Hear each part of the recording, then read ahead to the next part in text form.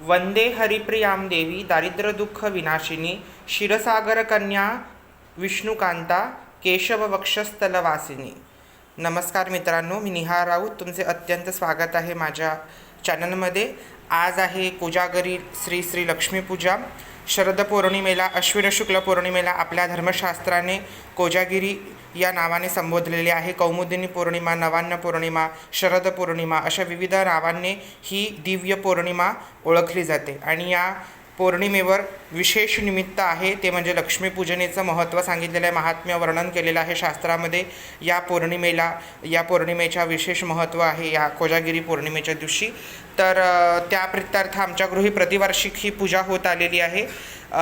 जी शारदीय दुर्गोत्सव झाल्यानंतर लक्ष्मीपूजेचे वेध लागतात आणि लक्ष्मीपूजा ही आमची वार्षिक पूजा ही कोजागिरीच्या दिवशीच अनुष्ठित होते. बाकी दिवाळीच्या दिवशी बहुतेक घरांमध्ये लक्ष्मीपूजा होते, पण दिवाळीच्या दिवशी आमच्याकडे विशेष अशी काही अनुष्ठित लक्ष्मीपूजा होत नाही. लक्ष्मीपूजा ही वार्षिक कोजागिरीच्या दिवशीच आमच्या इथे अनुष्ठित होते. त्यानिमित्त तुम्ही समोर ही प्रतिमा बघू शकाल, तर ही मी स्वतः बनवलेली प्रतिमा आहे. ही दरवर्षी मी विसर्जन करत नाही. ही मूर्ती माझी पूजा समाप्त झाली, उत्तर पूजा वगैरे झाली की ही मूर्ती मी माझी ठेवून देतो एका बॉक्समध्ये पॅक करून. आणि दरवर्षी कोजागिरीच्या निमित्त ही मूर्ती काढतो. ह्याला 2 वर्ष झालेली आहे त्या प्रतिमेला. तर ही यंदा फक्त थोडंसं कमळाचं आसन केलेलं आहे. एका कागदाच्या एक आपले जे व्हाईट पेपर्स असतात त्या व्हाईट पेपरवर मी त्या पद्धतीने शेपमध्ये कापून त्याला पिंक आणि व्हाईट कलरमध्ये हे पाकळ्या केल्या होत्या आणि त्या पाकळ्या त्या मूर्तीच्या अवतीभोवती लावून हे तिचं पद्मासन सजवलेलं आहे. जे हेतू तिचं वर्णन ज्या पद्धतीचं ध्यानमंत्रात केलेलं आहे त्याच पद्धतीची प्रतिमा विग्रह तुम्ही पाहू शकाल.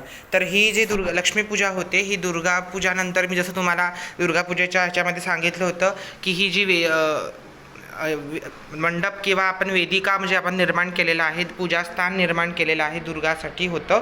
ते दुर्गास्थानावरच ही वेदी अशीच ठेवली जाते आणि याच वेदीवर पुन्हा जे आपलं शरद पौर्णिमेच्या अर्थात कोजागिरी पौर्णिमेच्या दिवशी लक्ष्मीपूजा अनुष्ठित होते. आणि लक्ष्मीपूजेचं कोजागिरीच्या दिवशी विशेष महत्त्व सांगितलेलं आहे. जेहेतू लक्ष्मीची मूळ प्रत्येक देवतेची एक प्रधान तिथी असते, त्या पद्धतीने ज्या पद्धतीने आपल्याला माहीत आहे की दुर्गा किंवा चंडिकेच्या उपासनेसाठी अष्टमी, नवमी ही प्रशस्त तिथी आहे. गणेश उपासनेसाठी चतुर्थी आहे.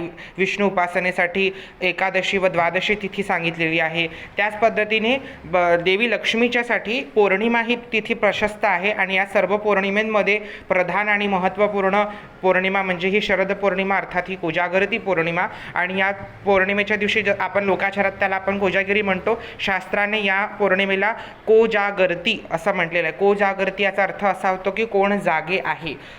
तर तुम्ही म्हणाल देवी लक्ष्मी असं का विचारतात, कारण की जी आख्यायिका प्रसिद्ध आहे त्या आख्यायिकानुसार देवी लक्ष्मी वैकुंठातून या दिवशी या पौर्णिमेच्या रात्री पृथ्वी तळावर आगमन करते आणि प्रत्येक पृथ्वीवर भूतलावर ती भ्रमण करते आणि सर्वांना सांगते की को जागृती. तर अचानक देवी लक्ष्मी आपल्याला कोण जागे आहे असं का विचारते, तर याचा जर आपण आध्यात्मिकदृष्ट्या विचार केला किंवा ह्याच्या पाठी जर आपण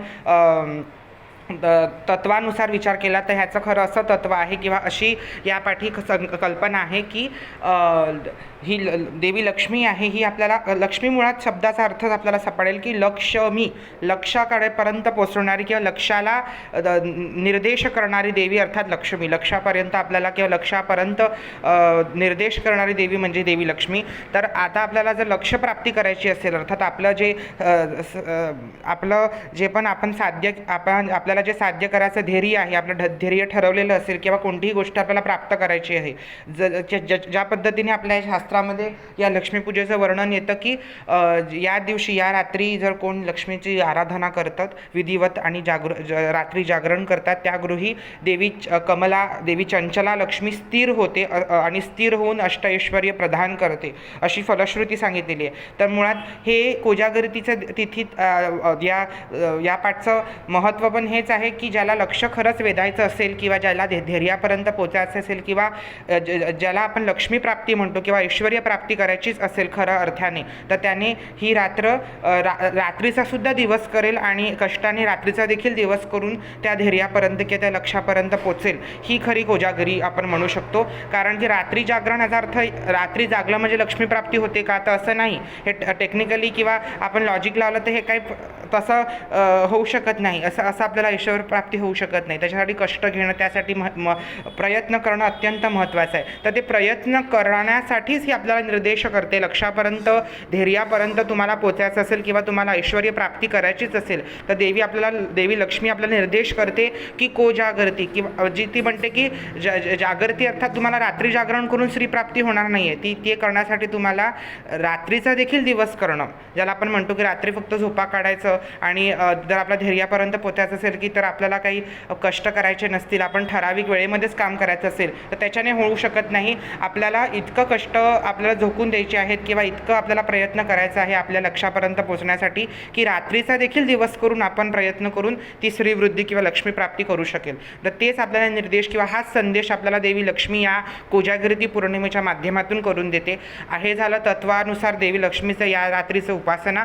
तर ही तुम्ही वेदी बघू शकाल, दुर्गाचीच वेदी आहे ज्यावर आपण शारदीय नवरात्रोत्सव केला होता आणि ती वेदी तशीच ठेवली जाते विजयादशमीनंतर. आणि विजयादशमीला जे आपण देवीचं घट विसर्जन करून जे आपण घट आणलेला आहे तो घट देखील इकडेच ठेवला जातो. दुर्गाचा जो मूळ घट आहे तो कोजागिरीपर्यंत इथेच पाण्याने भरलेला असतो. जलाशयात विसर्जन झाल्यानंतर आता हे कोजागिरी कृत्य समाप्त झालं की हे पुन्हा हे कलशाला स्वच्छ धुवून घासून त्याच्या स्वस्थाने ठेवून दिला जाईल. आणि ही जी प्रतिमा आहे तुम्ही बघू शकाल, ही प्रतिमा मी स्वतः बनवलेली आहे. मातीची प्रतिमा आहे लक्ष्मीची. आणि जसं मी म्हटलं की पूजा झाल्यानंतर हिला मी विसर्जन करत नाही, एका बॉक्समध्ये पॅक करून ठेवून देतो. आणि अनेक तुम्हाला वेगळ्या गोष्टी दिसतील. आता हे लक्ष्मी प्रतिमेच्या समोर तुम्हाला दिसेल तर ही आहे धान्याधिष्ठात्री लक्ष्मी. लक्ष्मीचे जे अष्टस्वरूप आहेत, अष्टलक्ष्मी म्हणून आपल्याला जे सर्वांना माहीत आहेत, तर ही अष्टलक्ष्मीतलंच एक स्वरूप आहे. आणि जे हेतू कोजागिरी पौर्णिमेला नवान्न पौर्णिमा म्हटलेलं आहे. नवधान्य जे आपण पेरणी केलेली होती भाताची, विशेष करून भाताची, धान्याची, ते आता भात आपल्याला चांगलं शेतामध्ये फुलून आलेलं आहे, पीक चांगलं आलेलं आहे. भाताची कणसं, भाताचे कोंब चांगले डोलू लागलेले आहेत. त्याच्यावर शरद ऋतूचे जे कोवळं सूर्याचे किरण आहेत ते पडून अगदी जे भात आहे किंवा जे आपण कणसं म्हणतो, भाताचे लोंब आहेत, ते अगदी सोन्यासारखे झगमगत आहेत. तर अशा या हिरण्यवर्णा लक्ष्मीची उपासना या नवान्न पौर्णिमेच्या दिवशी आपल्याला शास्त्रकारांनी सांगितलेली आहे. त्याच्यामुळे हे तुम्ही जर धान्य बघू शकाल तर ह्या शेतातील जे धान्य आहे हे कृषी संस्कृतीशी खूप निगडीत आहे. कारण लक्ष्मी मुळात धान्य अधिष्ठात्री आहे, धनधान्य प्रदायनी आहे. त्याच्यामुळे कृषी संस्कृती ही तिच्या उपासनेमध्ये स्पष्टपणे दिसून येते. तर ही जी आपलं धान्य अधिष्ठात्री धान्य लक्ष्मी आहे तिला आपण इथे आणलेलं आहे. आणि हे कोंब अर्थात हे कणसट ठेवली जातात, सजवले जातात. आणि हे जो माप आहे धान्य मोजाचा माप तो देखील ठेवला जातो धान्याने भरून, अर्थात तांदळाने भरून. या सुपामध्ये ही लक्ष्मी धान्य अधिष्ठात्री लक्ष्मी सजवली जाते, तुम्ही बघू शकाल. तर हे सुपामध्ये पहिले तांदूळ पसरून त्याच्यावर माप भरलेला आहे. हा विणलेला जो बांबूचा माप असतो पारंपरिकरित्या धान्य मोजण्यासाठी किंवा जी झोडणी होती धान्याची त्या झोडणीसाठी हा माप वापरला जातो. धान्य मोजण्यासाठी 1 माप, 2 माप किंवा 1 पैल असं मोजण्याची पहिले पारंपरिक पद्धत होती. तर त्या पद्धतीचा हा माप आहे. त्याच्यामध्ये तांदूळ भरलेले आहेत आणि त्याच्यावर ही धातुमय विग्रह आहे. लक्ष्मी मातेचा हा चतुर्भुज विग्रह आहे जो माझ्या देवघरामध्ये नित्यपूजेमध्ये असतो. हे लक्ष्मीनारायणाची ॲक्च्युली ही नारायणाची प्रतिमा आणि देवी लक्ष्मी हे लक्ष्मीनारायण माझ्या देवघरातील आहेत. हे नित्य प्रतिदिवस यांची नित्यसेवा होत असते. मात्र कोजागिरीच्या दिवशी वर्षातून फक्त एकदा हे देवघरातून बाहेर येऊन या धान्यावर लक्ष्मी अधिष्ठान करते. आणि देव नारायण सुद्धा, कारण की लक्ष्मी आहे तिकडे नारायण आहेत आणि प्रभू नारायण आहेत तिकडे देवी लक्ष्मी आहे. त्याच्यामुळे नारायण पूजा आली तरी पण लक्ष्मी माता त्यांच्यासोबत आहेच आणि लक्ष्मी पूजा म्हटली तरी पण प्रभू नारायण देखील तिच्या देवीबरोबर आहेतच. त्याच्यामुळे लक्ष्मीनारायणाची संयुक्त उपासना आपण करतो. हे लक्ष्मीचं वाहन उल्लक आहे, अर्थात पांढरं गोबड श्वेत उल्लक वाहिनी आहे ती. त्याच्यामुळे हे देखील मी समोर ठेवलेलं आहे. नंतर अलंकार जे आपले घरातील असतात, पैसे असतात, धान्य असतात, कवडी असते, ते सर्व जे प्रतिकात्मक स्वरूपात जी अष्टऐश्वर्य समन्विता लक्ष्मी आहे, श्रीदेवी आहे, तिला इथे सजवलं जातं. आणि मग त्याला तिकडे लक्ष्मीपूजेच्या माध्यमातून हिची सुद्धा मूळ पूजा होते. आणि ही मूर्डमय अर्थात मातीची प्रतिमा आहे. तर यंदा हे मी कमळाचं एक पाकळ्यांचं हे आसन केलेलं आहे, तुम्ही पाहू शकाल. तर हे कमळाचं असं आसन आहे, अर्थात पेपरने बनवलेलं आहे ते आणि त्याला कलर केलेला आहे. आणि हे देवीचं वर्णन आहे. देवी पीत गौरवर्ण आहे, सुप्रसन्न वदना आहे, सुलोचना आहे, नाना अलंकार विभूषिता आहे. तिने तिच्या डाव्या हातात इथे धनकुंभ अर्थात धनधान्याने कवडीने धान्याने भरलेला एक कुंभ अर्थात एक द्रव्य तिने धारण केलेलं आहे, जे तिच्या संपत्तीचं साठवण एका साठा जो म्हणतो आपण, लक्ष्मीचा भंडार भरून ठेवणं, त्या पद्धतीचं ते प्रतीक आहे. इथे तिने तिच्या हातामध्ये कणसं, भाताची कोंब आहेत ते तिचे जुळत इथे आपल्याला दिसतील, लोंबत आहेत. त्याच्यानंतर एका हातामध्ये तिने अर्थात उजवा हातात तिने वरहस्त, आपल्या भक्तांना ते सदैव वर प्रदान करण्यात तत्पर आहे आणि त्याच हाताच्या बोटामध्ये तिने एक कमळाचा फूल धारण केलेला आहे. तर इथे मी त्या दिवशी ॲक्च्युली कोजागिरी कालच होऊन झालेली आहे. आज मी दुसऱ्या दिवशी व्हिडिओ ॲक्च्युली शूट करत आहे, कारण की ही पूजा प्रदोषकालीन पूजेत सांगितलेलं आहे. प्रदोषकाळी विशेष पूजा आहे, अर्थात सूर्यास्तानंतरचे 2.5 तासाचा जो काळ असतो, अर्थात 6:30 पासून 8:30 पावणे 9 पर्यंतचा, त्या काळामध्ये ही पूजा करायची असते शरद पौर्णिमेच्या दिवशी. पण काही शास्त्रामध्ये सांगितलेलं आहे निशिकालीन पूजेत, निशिकाली अर्थात मध्यरात्री जी पौर्णिमा असेल त्याच्यामध्ये. तर खरं तर ती रात्र किंवा ती संध्या जी आहे ती पूर्ण लक्ष्मी उपासनेसाठीच प्रशस्त असल्यामुळे आपण आपल्या हिशोबाने पूजा करू शकतो, पण विशेष करून प्रदोष काळामध्ये पूजा सुरू करून मग पुढे ज्या पद्धतीने होते त्या पद्धतीने करायचं आहे. आता आणि इथे घटस्थापन तुम्हाला दिसेल, हे लक्ष्मीचं सर्वतोभद्र मंडल देवीचं यंत्र अंकन केलेलं आहे, त्याच्यावर थोडीशी माती अर्थात मही दिलेली आहे, त्याच्यावर घटस्थापन केलेलं आहे, पंचपल्लव आणि श्रीफलयुक्त. इथे त्रिकष्टी बंधन केलेलं आहे, हे सूत्रवेष्टन केलेलं आहे, असं विधिवत घटस्थापन करून हे इथे अखंड दीप प्रज्वलित केलेला आहे. आणि देवीची यथासांग गणेशादी महासंकल्प, स्वस्ती वाचन, पुण्याह वाचन इत्यादी करून अंगशुद्धी, करशुद्धी, पुष्पशुद्धी इत्यादी सर्व काही जे प्राथमिक पूजा आहेत त्या आटपून मग गणेशादी पंचदेवताची प्रारंभी पूजा करून मग देवी लक्ष्मीचं ध्यान करून मानसपूजा झाल्यानंतर विशेष अर्घ्यस्थापन, पीठशक्तींची पूजा आणि मग मूळ लक्ष्मीची षोडशोपचार पूजा. ती षोडशोपचारेचं विशेष महत्त्व म्हणजे लक्ष्मीपूजेत देवीची जी षोडशोपचार पूजा आहे ही श्रीसुक्ताच्या 16 मंत्रांनी होते, जे आपल्याला श्रीसुक्त सापडते. श्रीसुक्त हे लक्ष्मी प्रधान सुक्त आहे, देवी लक्ष्मीचं स्वतंत्र सुक्त आहे, श्रीदेवीचं सुक्त आहे. त्याच्यामुळे या श्रीदेवीची श्रीसुक्ताने युक्त षोडशोपचार पूजा अनुष्ठित होते. त्यानंतर कोजागरी कृत्यामध्ये सांगितलेल्याप्रमाणे इंद्र, कुबेर, चंद्र या देवतेंची, या परिवार देवतेंची देखील पूजा अनिवार्य आहे. त्याच्यामुळे लक्ष्मीपूजा झाली, षोडशोपचार, पुष्पांजली दिली, 3 वेळा जप 108 लक्ष्मीच्या बीजमंत्राचा जप केला. लक्ष्मीचा बीज हा रमा बीज आहे, जे हेतू बीजमंत्र सांगू शकत नाही, त्याच्यामुळे मी तुम्हाला बीजमंत्र सांगू शकत नाही, फक्त त्याचं एक नाव म्हणून रमा बीज हे लक्ष्मीचं प्रधान बीज आहे, स्त्री बीज आहे आणि त्या हिशोबाने तिची पूजा अनुष्ठित होते. आणि त्यानंतर मग इंद्र देवता त्यांचं ध्यान करून पंचोपचार पूजा, कुबेराची पंचोपचार पूजा ध्यान आणि प्रणाम मंत्रासह, आणि त्यासोबत चंद्रमाची देखील पंचोपचार पूजा आदी होते. आणि श्वेत लक्ष्मीचं वाहन हेतू श्वेत उल्लक वाहिनी देवी आहे, श्वेत घुबडावर तिचं आरूढ ती आहे असते, त्याच्यामुळे तुम्हाला इथे घुबडाचं देखील प्रतिमा छोटी दिसून येईल. ह्याची देखील पंचोपचार पूजा होते, जे हेतू देवीचं कोणत्याही देवतेची आपण पूजा करतो तेव्हा आपण म्हणतो सांगाय, सायुधाय, सवाहनाय, सशक्तिकाय, सहावरण, सहपरिवार, समन्विता. त्याच्यामुळे तिचे आयुध अर्थात लक्ष्मी तर का कोणते आयुध धारण करून असत नाही, देवी धनधान्याची अधिष्ठात्री देवता, ऐश्वर्याची मूळ अधिष्ठात्री श्रीदेवी. त्याच्यामुळे तिचं आयुध म्हटलं की धनकुंभ, पद्म आणि धान्य संग्रह हेच तिचं मुळामध्ये आयुध आहेत. देवीचं वाहन अर्थात श्वेत उल्लक आहे. त्याच्यासोबत देवीच्या शक्ती म्हणजे अष्टशक्ती, ज्या लक्ष्मीचे अष्टरूप आहेत, आदिलक्ष्मी, आदि अष्टलक्ष्मी, आदिलक्ष्मी, वीरलक्ष्मी, शौर्यलक्ष्मी, विद्यालक्ष्मी, धनलक्ष्मी, धान्यलक्ष्मी, ऐश्वर्यलक्ष्मी, वरदलक्ष्मी आणि संतानलक्ष्मी, गजलक्ष्मी या अष्टलक्ष्मी तिच्या अष्टशक्ती आहेत. त्यांची पूजा गंधपुष्पेनं पूजयेत करून केली जाते. त्याच्यानंतर तिचे परिवार देवता, त्याच्यामध्ये प्रामुख्याने जसं मी उल्लेख केला प्रभू नारायणाचा, भगवान केशवांची, भगवान नारायणांच्या पूजेसह लक्ष्मीची पूजा करायची. त्यासोबत आवरण देवता म्हणून लक्ष्मीबरोबर इंद्र, कुबेर, चंद्र ह्या सर्व आवरण देवतांची देखील पूजा त्या दिवशी केली जाते. अशा पद्धतीने लक्ष्मीचं सर्व होते. मग स्तुती स्तोत्र पठन केलं जातं, लक्ष्मी नमनाष्टक स्तोत्र, देवीचं 12 शैत नामस्तोत्र जे आहे ते पठन केलं जातं, श्रीसुक्ताचं आवर्तन अवश्य या दिवशी केलं जातं. त्याच्यानंतर आमच्या घरामध्ये आम्ही होम हवनसुद्धा लक्ष्मीपूजेला करतो. ज्या पद्धतीने दुर्गा पूजेमध्ये सप्तमी, अष्टमी, महानवमी 3 दिवस होम हवन होतं, त्याच पद्धतीने कोजागिरी कृत्यातसुद्धा आम्ही देवीचं होम हवन करतो. ते होम हवनाचं वैशिष्ट्य म्हणजे श्रीसुक्तानेच्या 16 मंत्रांनी आम्ही देवीला बेलाच्या पानाच्या आहुत्या देतो आणि त्याच्याने होम हवन देवीचं लक्ष्मीचं त्या दिवशी होतं. तर त्या पद्धतीने आम्ही होम हवनसुद्धा केलेलं आहे. आणि हे अशा पद्धतीने लक्ष्मीची पूजा आहे. आपण ध्यानमंत्राप्रमाणे देवीच्या स्वरूपाकडे थोडं जाऊया आणि तर त्या पद्धतीने लक्ष्मीचं कृत्य आहे. नैवेद्याचं म्हणाल तर नैवेद्याचं खूप वैशिष्ट्य असतं. नैवेद्य पूर्ण दिवस उपवास असतो आणि उपवास करून संध्याकाळी ही पूजा करायची. पूजा होईपर्यंत रात्र होतात आणि रात्री उपवास आणि जागरण जे हे तू करायचंच असतं कोजागिरी पौर्णिमेच्या रात्री लक्ष्मीच्या सानिध्यामध्ये.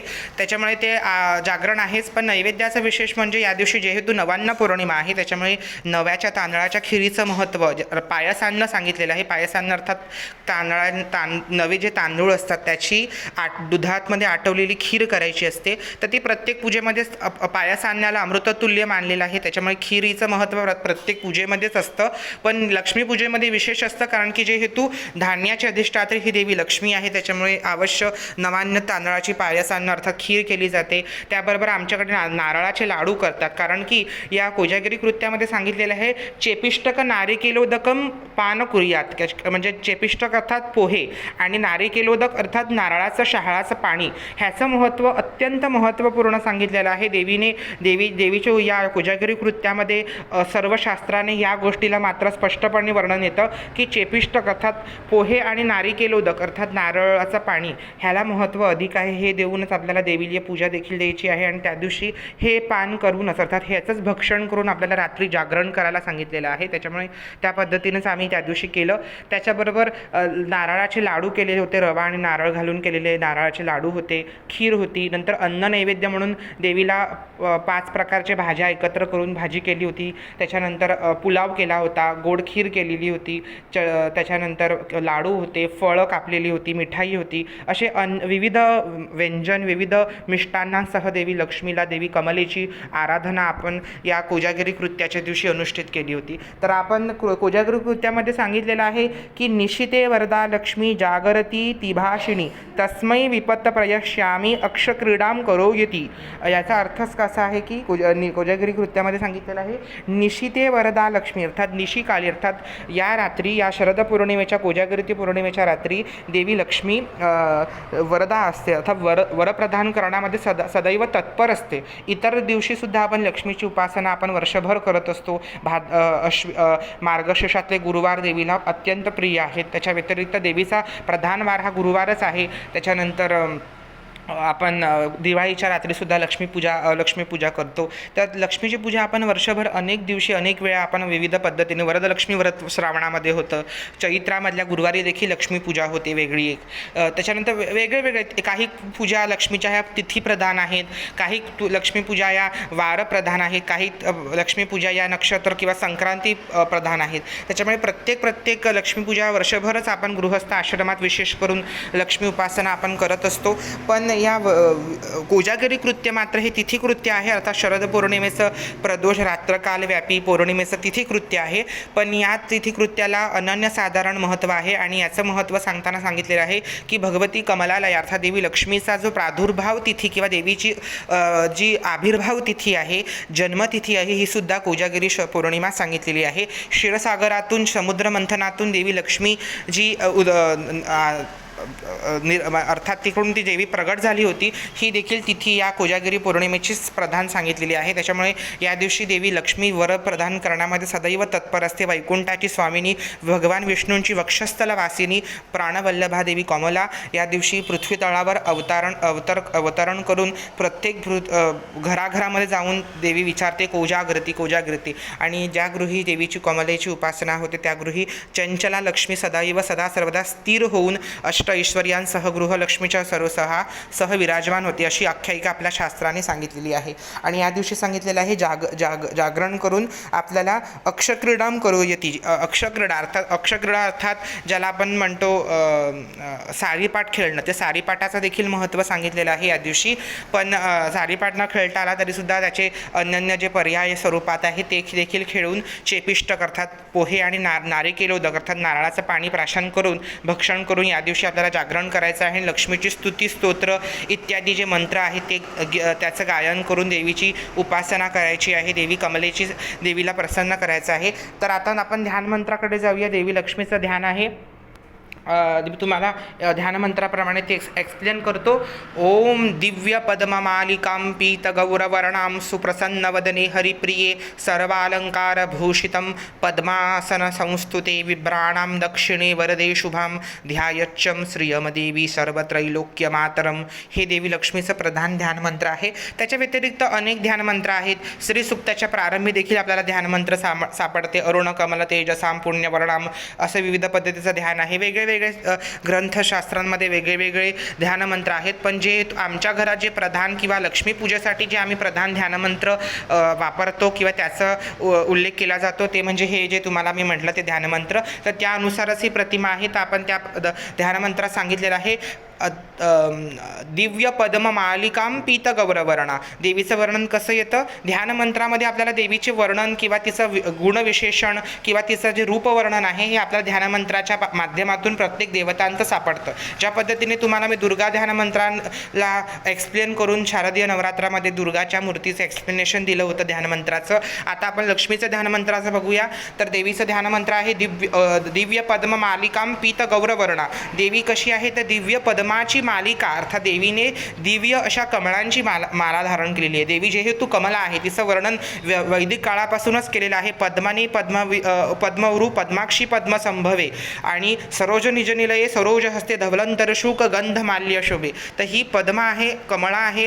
हिचं वर्णन देखील कमळाप्रमाणे आहे. तिचे नेत्र देखील कमळाच्या पाकळ्यांप्रमाणे आहे. तिचे हात देखील फुललेल्या कमळांप्रमाणे आहे. ती कमळावरच आरूढ आहे. ती कमळ हातामध्ये धारण करून आहे. तर ही संसार स्वरूपिणी कमळ ज्या पद्धतीने कितीही चिखलात असलं तरी देखील त्याचं चिखल किंवा त्याचं जे आपण मलिनता आहे, चिखलाची जी मलिनता आहे ती त्याच्या रूपामध्ये किंवा त्याच्या शरीराला ती चिपकत नाही. ते अत्यंत स्वतंत्र पद्धतीने त्याचं सौंदर्य आणि त्याचं गुणविशेषण दर्शवितं. त्याच पद्धतीने देवी लक्ष्मी आहे. कितीही आजूबाजूला अंधकार असला, कितीही अज्ञान किंवा दारिद्र्यता असली तरी देखील देवी लक्ष्मी त्या अंधकारातून प्रकाशित असते. नित्य जागृत असते. म्हणून ती आपल्याला जागृत करते की को जागरती. ती सदैव जागृत आहे. तिला जागृत करण्याची गरज नाही. अशी ती वैकुंठाची स्वामिनी, वैकुंठनाथाची, विष्णूची गृहिणी ती देवी कमला.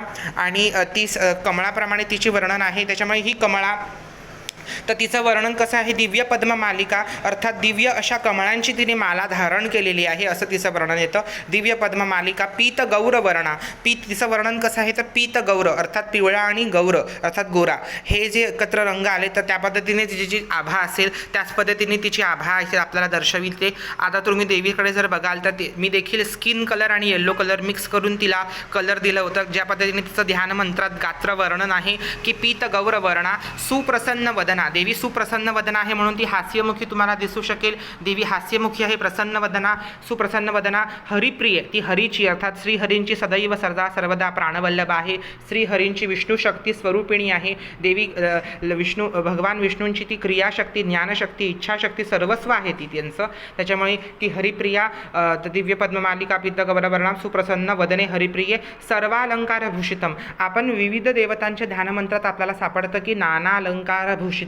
मात्र लक्ष्मीच्या ध्यानमंत्रात आपल्याला सापडतं की सर्वालंकारभूषित. जेहेतू ही अलंकाराची धनाची अधिष्ठात्री देवी आहे त्याच्यामुळे जगामध्ये या संपूर्ण ब्रह्मांडामध्ये जितके प्रकारचे अलंकार आहेत ते सर्वच अलंकार तिने धारण केलेले आहेत. तिच्या देहावर मुकुट असो, नासिका असो, कर्ण शृंगार असो किंवा हस्त अलंकार असो किंवा बाजूबंद असो, पाद्य नुपूर असो किंवा कंकण असो इत्यादी सर्व पद्धतीचे सर्वालंकारभूषित आहे. ती सर्वालंकारभूषितम अत्यंत एक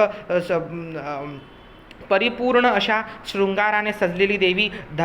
धनसंपत्ती ऐश्वर्याला ती प्रतिनिधित्व करते देवी लक्ष्मी. त्याच्यामुळे परिपूर्ण अलंकार तिने धारण केलेले आहेत. सर्वालंकारभूषितम पद्मासन संस्तुते विभ्राणाम दक्षिणे वरदे शुभा. तर तिचं वर्णन काय आहे पद्मासना स्थिते देवी. पद्मासन अर्थात कमळाच्या आसनावरती स्थित अर्थात बसलेली आहे. पद्मासना स्थिते विभ्राणाम दक्षिणे वरदे शुभा. विभ्राणाम दक्षिणे, दक्षिणे अर्थात उजवा, वरदा शुभा अर्थात अर्थात तिने तिचा जो उजवा हात आहे हा भक्तांना सदैव वर देण्यासाठी तत्पर आहे, हे त्या श्लोकाचा अर्थ आहे. त्याच्यामुळे तुम्ही जर देवीचं इथे वरहस्त बघाल, देवी इथे वर प्रदान करत आहे. विभ्राणाम दक्षिणे वरदे शुभा, उजवा हात तिने वर देण्यासाठी तत्पर आहे. विभ्राणाम दक्षिणे वरदे शुभाम ध्यायच्च श्रियमदेवी सर्वत्रैलोक्य मातरम. अशा लक्ष्मी देवीचं अर्थात श्रीदेवीचं ही जेहेतु ही श्री आहे, लक्ष्मीचा अर्थ आहे श्री, तर श्री तत्व पूर्ण करणारी ही ऐश्वर्याने श्रीवृद्धी करणारी अशी श्रीदेवी अर्थात देवी लक्ष्मी. तर ही ध्यायच्चम श्रियम देवी, तर ही ध्यान करतो आम्ही या श्रीदेवीचं. सर्व त्रैलोक्य मातरम अर्थी ही सर्व त्रैलोकाची माता आहे अशी ही देवी कमला. देवी दुर्गेचं हे अंशशक्ती स्वरूप आहे, वैकुंठाची गृहिणी आहे, ही दुर्गेचं अंशरूप आहे. ही ज्या पद्धतीने आपल्याला माहीत आहे की देवी लक्ष्मी आणि सरस्वती ह्या भगवती दुर्गेच्या मूळ प्रकृतीच्या अंशात्मक शक्ती आहेत. एक पालन शक्ती आहे, एक विद्याशक्ती आहे, एक ज्ञानशक्ती आहे, एक धनशक्ती आहे. तर ही धनशक्ती आहे, ही ऐश्वर्य शक्ती आहे, ही जगाची पालन करणारी आहे. भगवान विष्णूची क्रियाशक्ती आहे. भगवान विष्णूला पालन करता आपण म्हणतो पालन तेव्हाच होणं संभव असतं जेव्हा त्या पालन करण्यासाठी धनधान्याची आवश्यकता असते. भगवान विष्णू तेव्हाच पालन करू शकतात तेव्हा त्यांच्याकडे लक्ष्मी माता असेल, कारण की लक्ष्मी देवी ह्या पालनाच्या कार्याला परिपूर्णत्व देते आणि धनधान्य प्रदान करून संपूर्ण विश्वचराचराला ती श्री प्रदान करते, ऐश्वर्य प्रदान करते आणि त्याला संपन्न करते. तर ही संपन्नतेचं प्रतीक असलेली देवी कमला, श्रीचं प्रतीक असलेली कमला दारिद्र्यताचं निवारण करते. तर या दिवशी संपूर्ण घर अत्यंत सुशुद्ध आणि स्वच्छ केलं जातं. देवी लक्ष्मी ही शुद्धतेला आणि सात्विकता प्रिय आहे तिला, त्याच्यामुळे तो शुद्धता आणि सात्विकता तिच्या उपासनेमध्ये असणं अत्यंत महत्त्वाचं असतं. आणि त्याच पद्धतीने मग लक्ष्मीच्या आगमनार्थ रांगोळी काढली जाते. रांगोळीला हे विशेष लक्ष्मी पूजेमध्ये महत्त्व असतं. अगदी पहिल्या दारापासून देवी जिथपर्यंत देवीला बसवलेलं आहे तोपर्यंत देवीची पावलं उमटवली जातात. त्याच्यानंतर तुम्ही इकडे बघाल तर मी तांदळाच्या पिठाच्या या रांगोळ्या काढलेल्या आहेत या सर्व काही. तर इथे देवीचे दोन जेहेतु देवी गजवर्षिणी आहे, हस्तीनाद प्रमोदिनी तिचं वर्णन येतं, त्याच्यामुळे दोन्ही बाजूने तुम्हाला हस्ती अर्थात मी गज काढलेले आहे तिला स्नान घालण्याच्या अवस्थेमध्ये. नंतर हे सर्व काही रांगोळी इथे काढलेली आहे. देवीचे चरणकमल इथे तुम्हाला दिसतील. देवीचे चरणकमल काढलेले आहेत पूर्ण घरभर. अगदी पहिल्या दारापासून देवी जोपर्यंत बसवली तोपर्यंत तिचे प्रत्येक चौकटीमध्ये प्रत्येक उंबऱ्यामध्ये देवीचे पावलं उमटवलेली आहेत. आणि ही देवी कमलाची उपासना आपण या कोजागिरीच्या माध्यमातून केलेली आहे. सोबत भगवान नारायणांची उपासना देखील, संयुक्त उपासना लक्ष्मीनारायणाची उपासना आपण या कोजागिरीच्या दिवशी सांगितलेली आहे. आणि जेहेतु हे तिथीकृत्य आहे त्याच्यामुळे हे संपूर्ण प्रदोष काळापासून सूर्यास्तापासून रात्रभर ही पूजा आराधना करायची आणि दुसऱ्या दिवशी मग विसर्जन कृत्य करायचं. विसर्जन कृत्यात सुद्धा जेहेतु लक्ष्मीचं विसर्जन होत नाही, मूर्तीचं आणि घटाचं विसर्जन होतं. पण ही जी आपण प्रति दिवशीची अर्थात नित्यपूजेची लक्ष्मीची धातूचा विग्रह आहे लक्ष्मीनारायणाचा, तो मात्र उत्तर पूजेच्या मंत्राच्या पहिलेच इकडून उचलून त्यांच्या स्वस्थानी अर्थात देवघरामध्ये स्थानपन्न केला जातो. त्याचं विसर्जन मंत्र त्याच्यावर होत नाही. शिदादान केला जातो, दक्षिणांत केलं जातं आणि देवी लक्ष्मीला मग या मूर्तीला आणि घटाचा मात्र मंत्रोपचार करून विसर्जन केलं जातं विधिवत. आणि अशा पद्धतीने होतं. पण विसर्जन करताना देखील हेच म्हणणं असतं की तू मूर्तीमधून किंवा या घटामधून तुझ्या स्वस्थानी अर्थात वैकुंठाच्या दिशेला तू गमन कर, मात्र अष्ट ऐश्वर्य आणि गृहलक्ष्मी रूपाने माझा सदैव स्थिर हो, हीच प्रार्थना केली जाते की तू गृहलक्ष्मी रूपाने आणि अष्ट ऐश्वर्याच्या तुझ्या अंशरूपाने मात्र गृहाचा कधीच त्याग करू नको. कारण की घरातील जर लक्ष्मीच आपले तिने जर प्रत्यावर्तन केलं किंवा तीच गेली तर आपल्या घरामध्ये ऐश्वर्य किंवा स्त्री कधीच थांबत नाही. तीच आपल्याला मुळामध्ये गृहलक्ष्मी रूपाने परिपूर्णत्व देते. त्याच्यामुळे गृहलक्ष्मी अर्थात घरातील जी आपली मुख्य स्त्री आहे, जी गृहलक्ष्मीचं प्रतिकात्मक स्वरूप आहे, तिच्या रूपाने आणि अंशशक्ती रूपाने अर्थात अष्ट ऐश्वर्य अर्थात संपत्ती धनधान्य या रूपाने तू सदा सर्वदा आमच्या गृही अंश रूपाने स्थिर हो, हीच प्रार्थना केली जाते. अशा पद्धतीने आपण कमलेची आराधना या कोजागिरीच्या माध्यमातून करतो. देवी लक्ष्मीचं मी कोजागिरीचा व्हिडिओ गेल्या वर्षी देखील शेअर केला होता, तो देखील तुम्ही जाऊन माझ्या चॅनलवर पाहू शकतात. तर हा 2021चा मी व्हिडिओ तुमच्याबरोबर शेअर केलेला आहे, पूजा आणि सर्व काही विधान. तर माहिती आणि सर्व काही दिलेलं एक थोडक्यामध्ये सांगण्यासारखं अजून भरपूर काही आहे या लक्ष्मी पूजेविषयी किंवा देवी लक्ष्मीविषयी. पण मी आता इन शॉर्ट तुम्हाला जास्ती मोठा व्हिडिओ होऊ नये म्हणून संक्षिप्त स्वरूपामध्ये याचं विश्लेषण केलं आणि देवीचं ध्यानमंत्राचं वर्णन केलं. तर तुम्हाला संपूर्ण माहिती आणि आयोजन, देवीची प्रतिमा आणि ध्यानमंत्राचं केलेलं एक्सप्लेनेशन कसं वाटलं वाटलं ते नक्की कळवा. तर आपण जाता जाता देवीची छोटी एक स्तुती करूया. त्रैलोक्य पूजिते देवी कमले विष्णू वल्लभे या त्वं सुस्थिरा कृष्णो तथ भव मयी स्थिरा लक्ष्मीश्चला इंदिरा लक्ष्मी कमला हरिप्रिया पदमा पद्मधारिणी द्वाशैतन्य नामानि लक्ष्मीशपूजये नित्ये स्थिरे पुत्रधाराभिसह नमस्तेस्तु पद्मालये श्रीदेवी सुरपूजिते धनकुंभ पद्महस्ते श्रीलक्ष्मी नमस्तुते. अशी ही पद्मासना दारिद्र्य दुःख भंजिनी सर्व पाप हरी देवी देवी लक्ष्मी आणि विष्णू शक्तीची स्वरूपिणी भक्तवात्सल्या पंकजाक्षी हरिप्रिया अशी ही देवी कमला. तिची उपासना आपण या कोजागिरी या शरद पौर्णिमेच्या माध्यमातून केली. आणि देवीचा प्रधान प्रणाम मंत्र आहे विश्वरूपस्य भार्यासी पद्मे पद्मालये शुभे सर्वत पाही मांग देवी श्री लक्ष्मी नमस्तुते. तर या प्रणाम मंत्रात सांगितलेलं आहे विश्वरूपस्य भार्यासी. भगवान नारायणांना म्हणतात विश्वरूप, कारण की आपल्याला माहीतच आहे की कृष्णाच्या पूर्ण अवतारामध्ये प्रभू नारायणांनी विश्वरूपाचं दर्शन अर्जुनाला घडवून दिलं होतं. त्याच्यामुळे नारायणाला म्हणतात विश्वरूप. तर ते विश्वरूपाची तू भार्या आहेस. लक्ष्मी ही भगवान विष्णूंची भार्या आहे, त्यांची पत्नी आहे. त्याच्यामुळे आपण म्हणतो विश्वरूपस्य भार्यासी पद्मे पद्मालये शुभे. तू पद्मा आहे, पद्मवर्ण आहे, पद्महस्त आहे, पद्मासना आहे. त्याच्यामुळे हे पद्मे पद्मालये, तू पद्मामध्ये वास करणारी, तुझं आलय अर्थात तुझं वास्तव्य आहे हे पद्मामध्ये अर्थात कमळामध्ये असतं. त्याच्यामुळे तू पद्मे पद्मालये शुभे, तू शुभ आहेस. तू सर्वदा भक्तांना शुभ प्रदान करतेस. त्याच्यामुळे शुभे सर्वत पाही मांग देवी श्री लक्ष्मी नमस्तुते. आम्ही सर्वजण तुझ्या पाही माम अर्थात तुझ्या चरणी आम्ही लीन झालेलो आहे. श्री लक्ष्मी नमस्तुते. या श्रीदेवीला या लक्ष्मीला आम्ही नमस्कार करतो. तर ही देवी कमला आपण हिची उपासना या कोजागिरीच्या माध्यमातून केली. आज आता आपण सांगता करणार आहोत. तर मी सांगतेच्या पूजेचं सर्व आयोजन केलेलं आहे. मी आता पूजेला बसून पूजेची सांगता करणार आहे.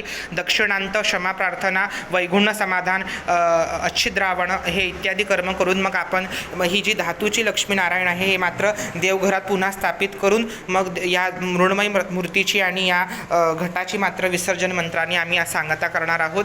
तर तुम्हाला संपूर्ण व्हिडिओ कसा वाटला नक्की सांगा. लाईक करा, शेअर करा आणि माझ्या चॅनलला सबस्क्राईब करायला विसरू नका. धन्यवाद. जय श्री लक्ष्मी माते.